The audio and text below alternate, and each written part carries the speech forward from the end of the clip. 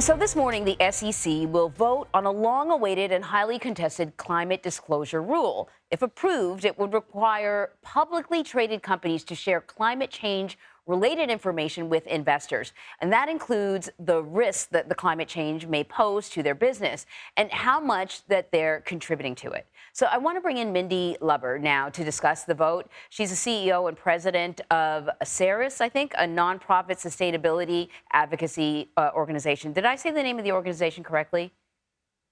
Close enough. It's serious, and you got it. Okay, good. So your challenge, right, is Mindy, is going to be to make people understand why this is important to them. If they're not part of, part of a company that has to make this disclosure, right? Because it seems like it's very far away from sort of regular people. So let's talk about what companies currently do in terms of disclosing information about how climate change may impact them and what the new rule is going to require them to do. Well, having a rule makes sure that everybody's playing by the same set of rules. Different companies do different things. Many are disclosing a lot of information, others are not. The significance of the rule today, first of all, this is not the EPA. This is the Securities and Exchange Commission. They've got a role, which is basically to provide information to investors on publicly traded companies. So when investors decide I'm going to invest in this company or not in that company, they've got the information. And what the disclosure is about disclosing material risk, an SEC term of materiality, but it's disclosing financial risk that investors really need to know. If in fact you're a fashion company and the cotton crop that you use for 40% of your product dies due to climatic changes, and we're seeing things like that happen more and more every day. Companies need to disclose that. That's all we're saying. Investors have a right and need to know what the information about risk and opportunity is. I'll say one quick thing. We all know this little ditty, what gets measured gets managed. I know that if I'm not measuring my budget on a monthly, weekly basis, I can't manage it. I don't know if I'm out of whack or in whack.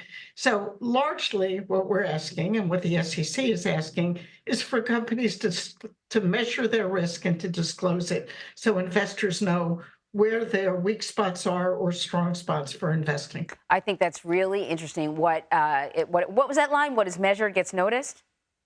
What gets measured gets managed. Gets managed. Yeah. So, which also kind of brings me to what some critics say about this, because if they're measuring it, it means that you can presume that they're also going to be keeping an eye on the ways in which they contribute to the problem. And some critics say this is sort of like a backdoor way of sneaking in climate regulations, and it's forcing companies to cut emissions and do things that, maybe they would do in time, but doing it this way is problematic. What's your response to that? This is consistent with what the SEC exists to do. Their job is to make sure that if companies have risks, they disclose it. It could be currency risk. It could be inflation risk. It could be natural resource depletion risk. All they're asking, the SEC will require that companies disclose that risk.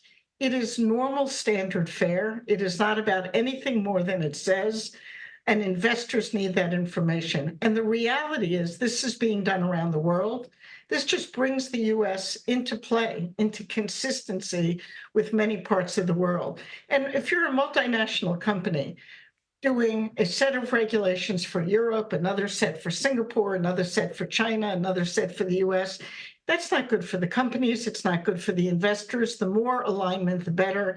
Again, this doesn't do anything more than asking companies to analyze their risk and disclose it.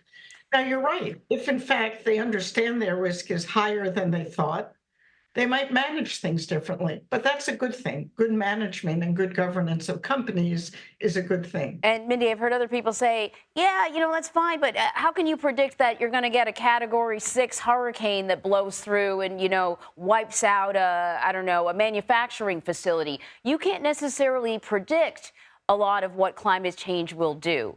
How do you respond to that? But we now have enough data to know that there are certain parts of the world, parts of our country, where there are more potential risks. And Mhm. potential risks are often disclosed as well. Think about California.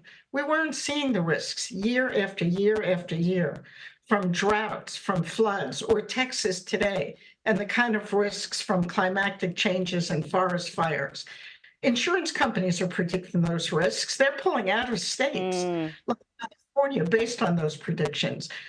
We have enough information to look at where the risks are. And all this rule says is that companies should disclose that risk so their own management, their governance, their boards can start addressing it, and their investors who look to the SEC to make sure they have accurate information. The investors are just asking, show us what the risk is, and then they'll make decisions should they invest in a company or not based on that Yeah, risk. and ultimately it protects a lot of companies when it comes to lawsuits and stuff like that when they factor all this in. Mindy Lubber, thank you very much. Thank you.